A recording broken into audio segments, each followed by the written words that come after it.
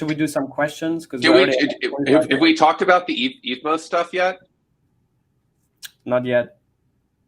Let's talk about it. So thoughts on EVMOS?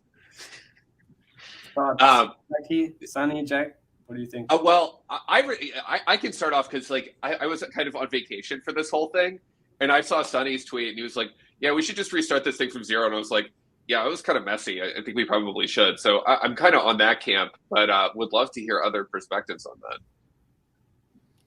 that. On the restart from zero, so I guess maybe I kind of like tweeted that a little bit too fast. All I had been told was in the first epoch, people had 1000x their stack, which is technically true. But it's like, I think the first epoch was mostly just Genesis validator stakes and not much really anyone else. I think there's probably only about 2 or 3 people that like claimed their airdrop and then and got it staked before that first epoch. So, there are a couple people that did 1000x their airdrop and like, got like 75,000 EVMOS tokens during that first epoch, but like maybe that's okay. And I think there's a lot more people who like, or the claim is that a lot of people have been OTC trading, which I didn't realize that was a big thing. But so I don't know, maybe a restart from Genesis is like a little bit. I don't know. I don't know how we decide. There is an engine like, or it's like a little bit unclear how fucked up the state is right now. Like, I mean, and this is why why this decision has been delayed is there's still forensics being done. Is this like is it just the chain is halted, or is the internal state more corrupted than we realized?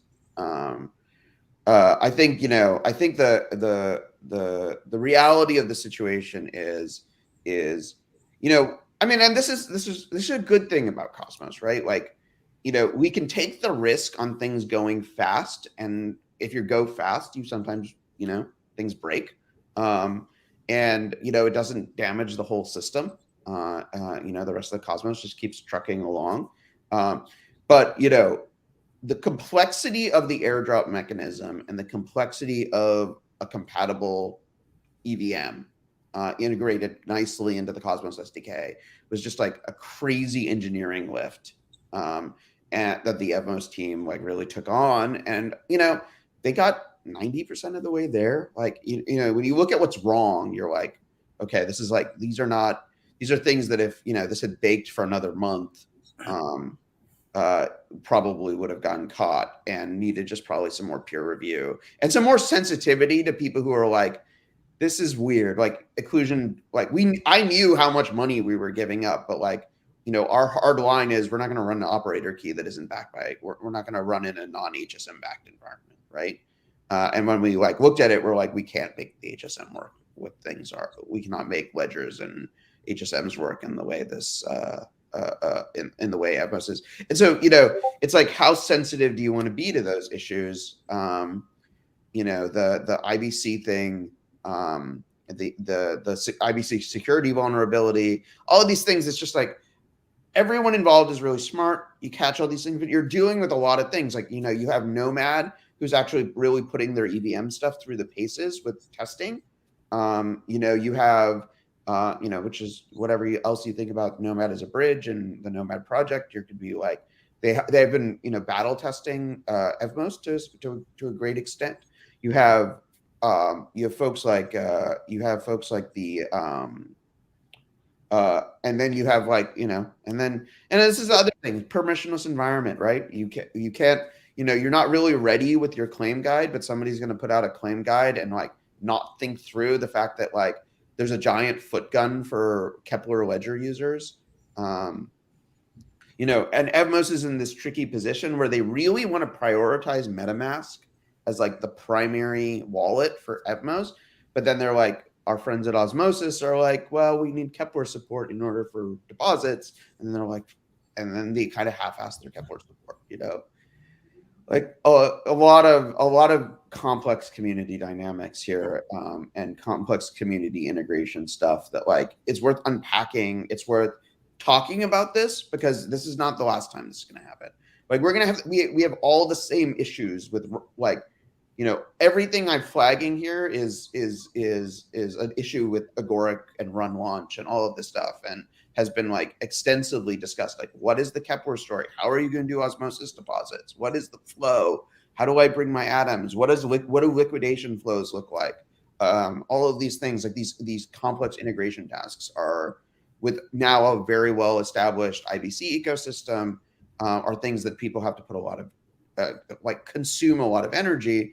And you know, this is you know, EVMOS is very admirable for being funded primarily from a community fund proposal, but as a result, they don't really, you know, the team is probably you know, half the size that it should be. At most, it probably less, like maybe like a fifth of the size of it should be. And so, you know, it's tricky, you know, and they'll be able to grow organically, you know, once they relaunch, and they're like 95% of the way there, and I think it's all gonna be fine. But it's you know, it just reminds me of what an incredible lift it is to sort of bootstrap one of these chains with a huge community like that. The number of different people that need to be involved, the number of different systems you need to integrate. It is wild. I mean, at least it took some time and didn't have liquidity on DEXs yet, and the price. So yeah, I have 45,000 EVMOS sitting on osmosis right now, waiting for Tangle. You know, the team we have 45,000 EVMOS sitting there waiting to make the pool. Nice, but yeah, it'll become a collector's. They posted a postmortem, I think last night, on GitHub. So for anybody curious what happened, with exact timestamps on the minute, what happened and what's the plan moving forward, you can check that out. Actually, let me find that right now. So if they reset, all the EVMOS on EVMOS chain will never be recoverable. But your 45,000, we can call it EVMOS Classic and just be like, yeah, 45,000 EVMOS Classic. I think I have the major IBC wallet on EVMOS from our friend the EVMOS chain. If they decide to keep going, the client update will be able to revive the channel and everything. So. Yeah.